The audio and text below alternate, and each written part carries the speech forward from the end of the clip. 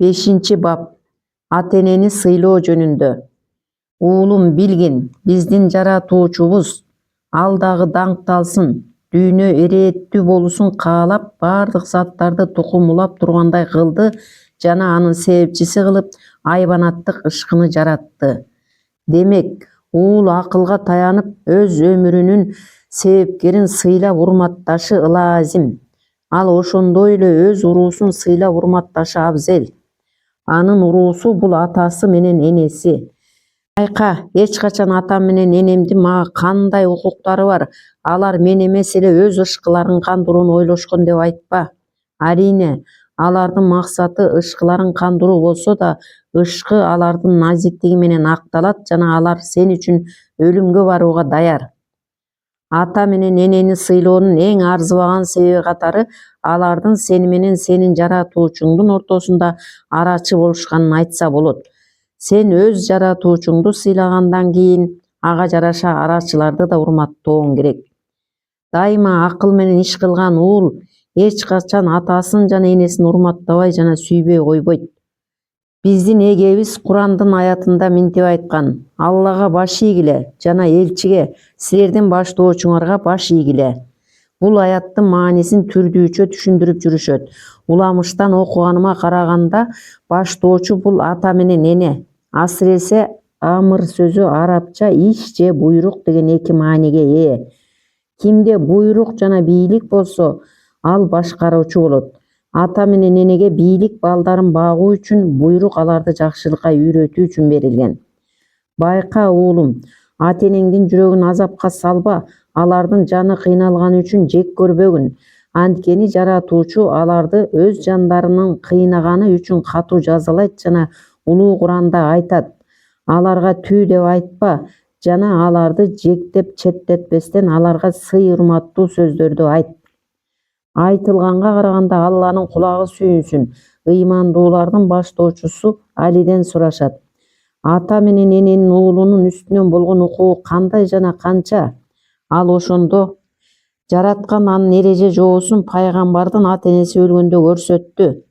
Ата-энеси эгер ал пайгамбар болгон кезге чейин жашаган болушса, пайгамбардын аларды сөзсүз баарынан жогору деп эсептеши, алардын алдында баш ийип жана кемсинип өзүн уул катары алып жүрүшү шарт эле. Анда анын «Мен адамдын балдарынын мырзасымын жана мында текеберчилик жок» деп айткан сөзү кудуретсиз болмок. Алла өзү аны жана анын уруусун алкасын деп жооп берди. Демек, сен ата-эненин укуктарын диний көз караштан карабай турган болсоң, анда акыл эс жана адамгерчилик жагынан кара. Сенин атаң жана энең жакшылыктын себепкери жана сенин өсүп чогууңдун негизи. Эгер сен аларга калпыс мамиле кылсаң, бул сени эч кандай жакшылыкка татыктуу эместей көрсөтөт. Анткени ким негизги жакшылыкты баалай албаса, ал андан жаралган нарк насилди жана жакшылыкты да баалай албайт. Жакшылыкка жамандык кылуу караңгылык. Сен болсо караңгылыкты издебе жана өз балдарыңдан кандай мамиле күтсөң, атаң менен энеңе ошондой мамиле жаса.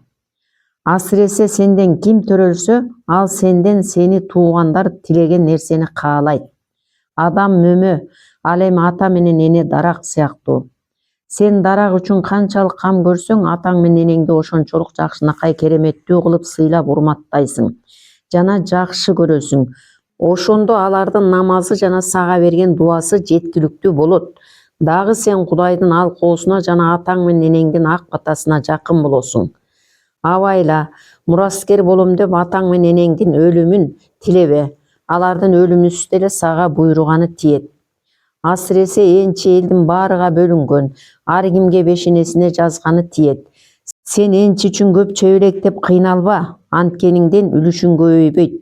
Айтылган го, күчкө салып эмес, умтулуп жаша.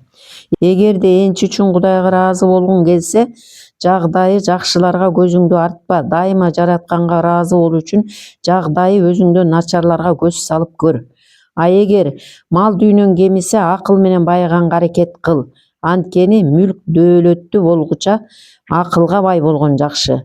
Асыресе акыл менен байлыкка жетсе болот, ал эми байлык менен акыл жыйнай албайсың. Эмпай тез кураяк калат. Ал эми акылды не ууру көтөрүп кетпейт, не суу, не от жок кыла албайт. Демек, эгер сенде акылың болсо, бир нерсени окуп үйрөн. Анткени акылдуу өнөрсүз болсо, жылаңач дене сыңары же бети жок адам кейпи болот. Ошон үчүн билим акылдын жүзү деп айтылган.